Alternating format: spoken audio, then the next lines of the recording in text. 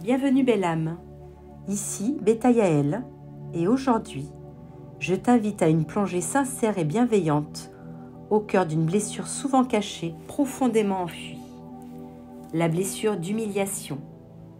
Une blessure qui façonne le masque de masochiste et qui, une fois comprise, t'ouvre la porte de la vraie liberté, celle d'être. L'origine de la blessure.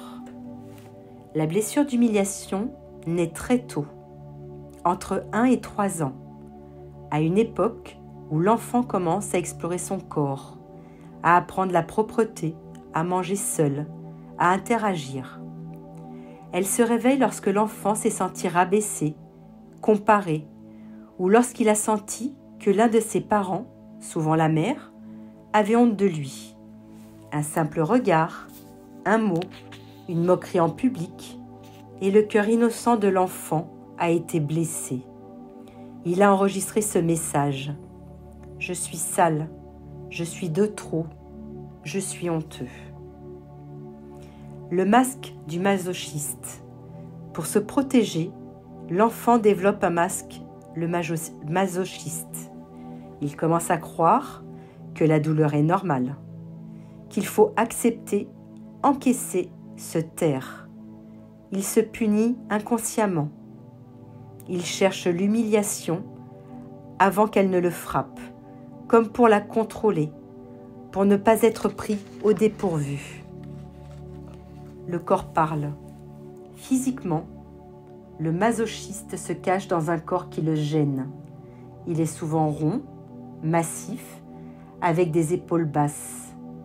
Il prend de la place pour se rendre utile, mais se sent de trop. Il s'occupe des autres. Il porte sur lui leur poids. Il prend soin d'eux au point de s'oublier.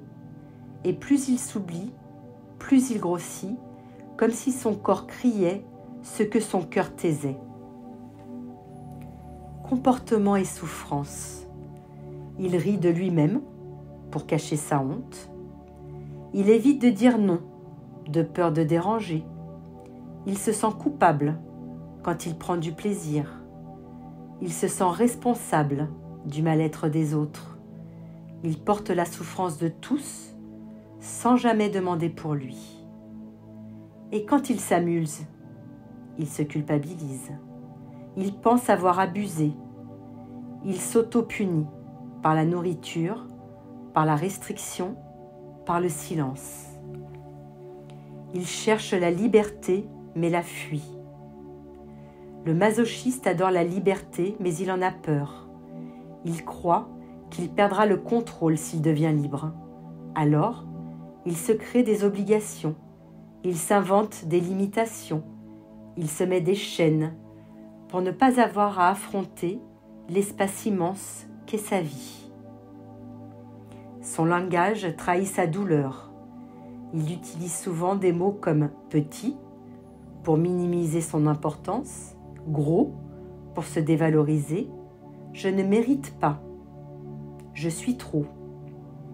Et il ne dit jamais ce qu'il ressent vraiment, de peur de faire honte ou d'avoir honte de lui-même. Les conséquences physiques et émotionnelles. Maux de dos, car il porte trop. Problèmes respiratoires, car il s'étouffe. Angine, laryngite, car il ne parle pas.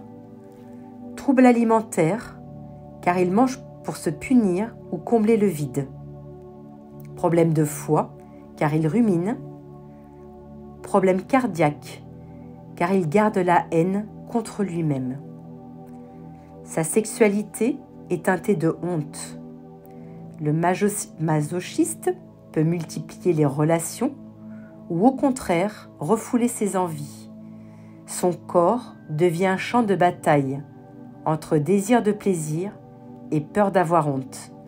Sa sexualité devient une punition au lieu d'être une offrande à lui-même. La voie de la guérison. Le chemin commence par une prise de conscience. Reconnaître les moments où on s'est senti abaissé, humilié ou coupable. Observer à quel point on se punit soi-même. Comprendre qu'on n'a pas apporté tout pour les autres. Vérifier ses besoins avant de dire oui. Demander sans honte, sans se sentir dérangeant. Pardonner à ses parents et à soi. La blessure guérit lorsqu'on cesse de croire qu'il faut plaire pour exister, qu'il faut souffrir pour être aimé et qu'on se donne enfin le droit d'être libre, imparfait, heureux et vivant. Pour résumer, la blessure d'humiliation et le masque masochiste. Les signes, l'hypersensibilité, culpabilité, honte. Se dévouer pour les autres en s'oubliant.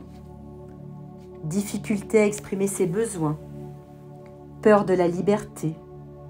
Trouble avec le plaisir, la nourriture, la sexualité. La guérison. Prendre conscience des humiliations vécues. S'aimer malgré tout. S'affirmer et se donner la priorité. Pardonner à ses parents et se pardonner. Cesser de se rabaisser. La grande question à se poser est: a-t-on vraiment besoin de plaire pour vivre? Merci, belle âme, pour ce moment de vérité partagée.